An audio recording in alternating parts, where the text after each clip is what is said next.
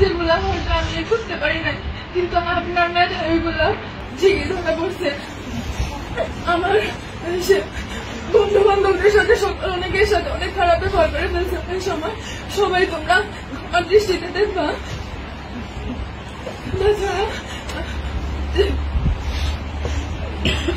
Mafia তুলি যদি তারা আমার জীবনে অনেক ফ্রেন্ড ছিল, কিন্তু তোদের মতো কেউ হবে না রে। প্রতিটা মুহূর্তে আমি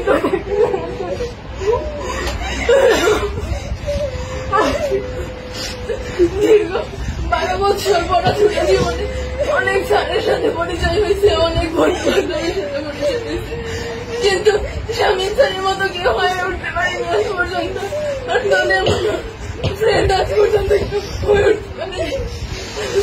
আমি ক্লাসের মধ্যে অনেক কথার কাউন্টার দিতাম যাতে অনেকে বিরক্ত হতো। সবাই আমাকে ক্ষমা করে দিও।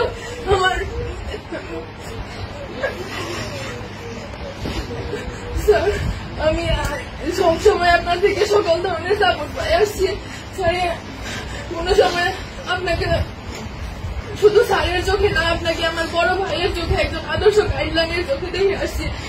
স্যার, ভবিষ্যতে আমি আপনার কাছে আদর্শ একজন শিক্ষার্থী হয়ে ফুটে উঠতে চাই।